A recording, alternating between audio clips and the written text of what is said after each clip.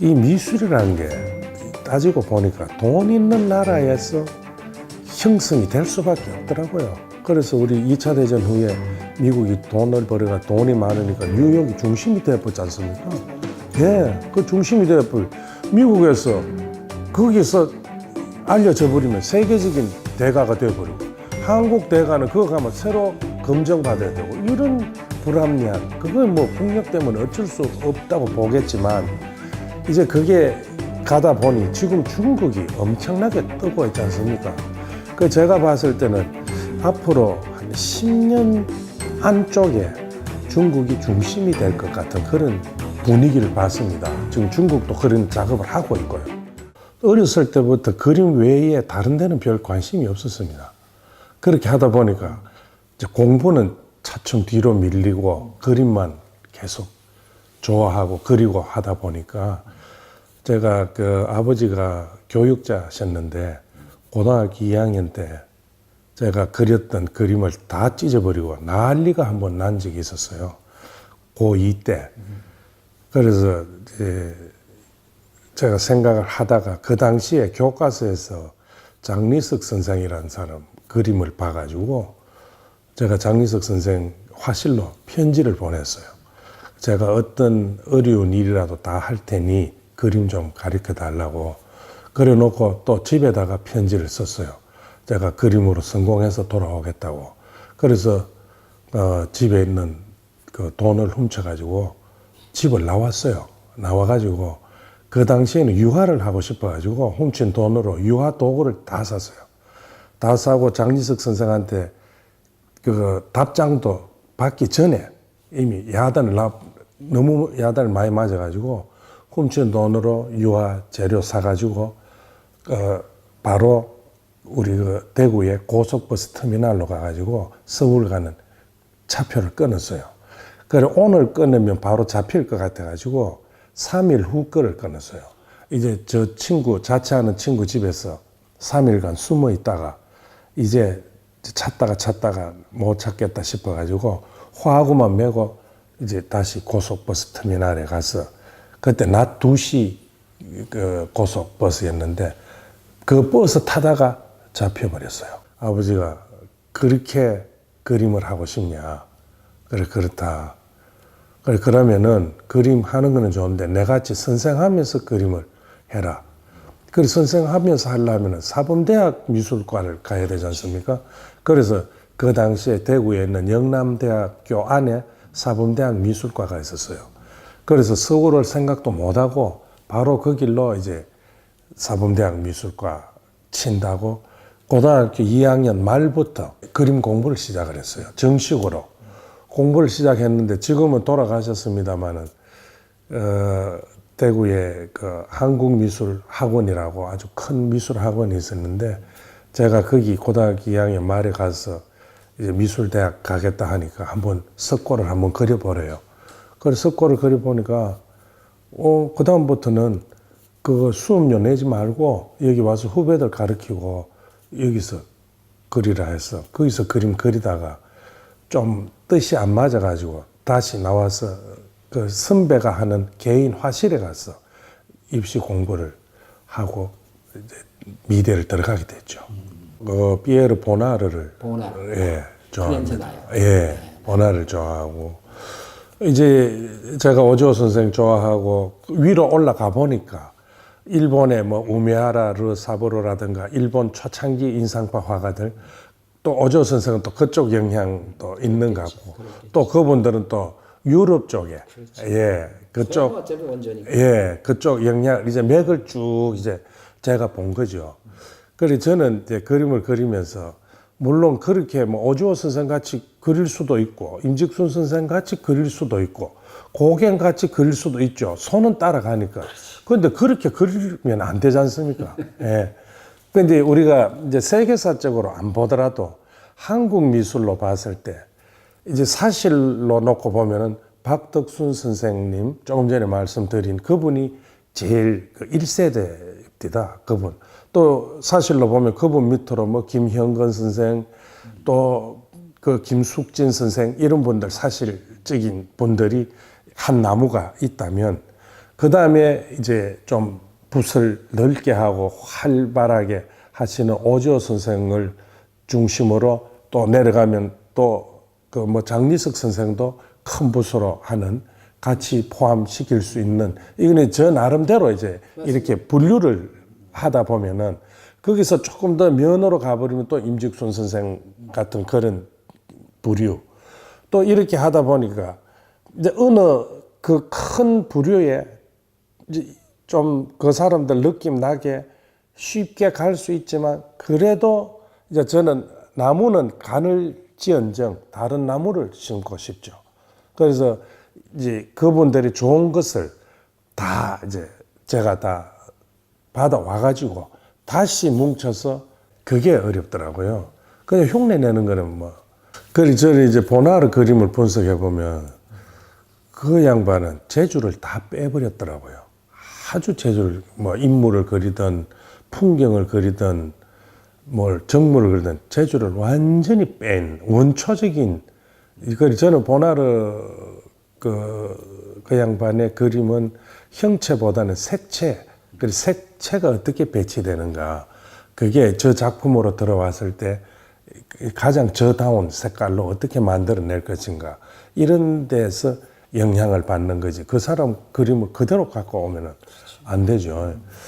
그래서 구상화가는 무엇보다도 소묘가 탄탄해야 된다고 생각을 합니다. 대성이 탄탄해야지 뭐 대성이라고 꼭 인물에서만 나타나는 게 아니고 풍경이든 꽃이든 그 대성 없으면 안 되지 않습니까? 그래서 대생을 많이 했죠. 예. 그래서 초기에는 그 제가 미술대전에 특선한 것도 석점 다 인물화였습니다. 예. 그리고 늘 인물화는 했고요. 누도를 많이 했고. 그리고 제가 조금 전에 말씀드렸지만은 젊었을 때는 아주 강한 그림을 원했어요. 막 블랙 옆에는 아주 밝은 게 따라다녀야 되고 이런 식으로 누가 여러 사람이 걸렸을 때 저 그림 보고 눈이 번쩍 떨어지는 그런 욕심이 많았던 거죠. 그것도 어느 정도 하다 보니까 식성 변하듯이 조금 변합디다. 야, 그림이 이게 아닌데 이렇게 하다 보니까 80년대 후반부터 한 10년간은 또 중간 톤으로 가더만요. 소위 파스텔 톤이라는 거 아주 좀 희미한 그래 갑디다. 그렇게 하다가 또 한 10년간 그래 하다 보니까 또 갑자기 색깔을 또 쓰고 싶을 때가 또 생기더라고요.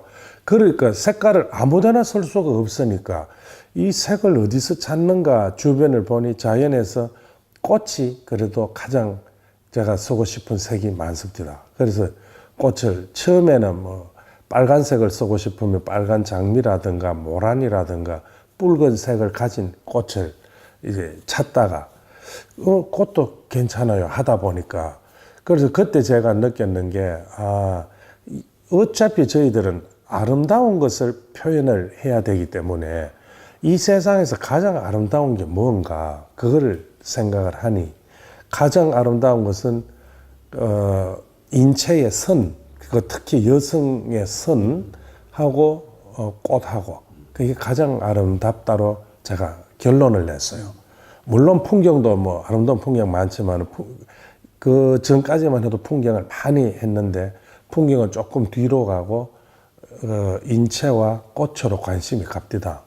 그러던 중에 90년도 초에 제가 동경서 개인전을 하고 서점을 들릴 일이 있어서 서점에 들려서 보니까 조그마한 책자인데 다른 건 일본말로 모르겠고 탄생화라는 그 한문이 나와요. 탄생화. 이게 뭐지 하고 보니까 탄생화 1월 1일부터 12월 31일까지 태어난 꽃이 다 틀리더만요. 거기서 정리를 해놨는 게. 그런데 그 꽃은 꽃 이름하고 그냥 이거 드로잉만 있어요. 무슨 꽃이다. 일본말로 돼 있는. 그래야 이게 좀 흥미있다 싶어서 들어올 때 그 책을 사가지고 들어와서 일본말 잘하는 사람한테 번역을 시켰어요. 보니까 이제 제가 아는 꽃도 있지만 모르는 꽃이 너무 많아요. 1년 365일이니까 모르는 꽃이 반 이상이 됩니다. 처음 듣는 꽃이. 그래서 지금 저기 오대산 밑에 그 야생화 식물원 하는 김창열 씨라는 분이 있는데 그분을 모셔가지고 야생화 전문가니까 우리나라 야생화로 이걸 절기에 맞춰서 꽃을 좀 분류를 좀 해주시오. 이래 했어요. 그리고 그 양반이 그걸 분류를 다 했어요. 이제 우리나라에서 피는 그 절기에 피는 꽃, 그걸 다 분류 한 1년 걸립니다. 그 분류하는데 1년 걸려서 이제 제가 다 자료만 찾으면 될 꽃들이에요. 그래서 그 자료 찾는데 한 1년 반 정도 걸립니다. 그 자료 찾고 하는데. 그래서 그거 찾으려고 열대지방이 있다 해서 태국에 가서 식물원에도 가봤고 주변 동남아 쪽으로 그 꽃 찾기 위해 가지고 그래 쭉 다니면서 이제 자료를 다 찾았어요. 그리고 그 제작하는데 한 2년쯤 걸리더만요. 그래서 365점 하고 또 12점 월 대표꽃이 있습니다. 월 대표꽃. 그래서 그 12점 하고 해가지고 377점을 가지고 저기 성공미술관, 거기 정관에서 2000년에 전시를 했어요. 377점을 가지고. 그림으로 된 건 그 당시 신문에서도 세계에서는 저밖에 없다고 이야기를 합니다. 그리고 그게 탄생화전이라는 타이틀 가지고 그렇게 제작을 해서 전시를 한 적이 있습니다. 지금 이제 가장 우리 그 미술인들한테 와닿는 것은 미술 대전의 그 문제 같아요. 아주 피부로 와닿는 게. 그리고 일부에서는 뭐 없애야 된다, 뭐 어쩐다 이렇게 하는데 저는 없애는 것보다 그래도 선배들이 역사적으로 쭉 해왔고 여태까지 그래 해오고 있는 것을 일부 누가 중간에서 잘못됐다고 없애버리고 그것도 문제일 것 같고요. 저걸 좀 정말 제대로 된 미술 대전을 만들어 가지고 정말로 그림이 좋은 젊은 작가들이 꿈을 가지고 스타가 될 수 있는 등용문을 만들어줘야 되는 게 아닌가. 이 한국 미술이 이대로 가서는 안 될 것 같고 지금 뭐 일부 0.몇 프로 작가들은 뭐 이런데 신경 안 쓰는 작가들도 있겠지만은 다수의 미술인들은 지금 옥션도 못 믿겠다 그러고 또 실제로 못 믿을 부분이 많고 또 못 믿을 게 있으니 이렇게 말고 정말 공신력 있는 방송이나 한국미술협회 차원에서 옥션이 제대로 이루어져야 되는 게 아닌가 이런 생각을 해보고요.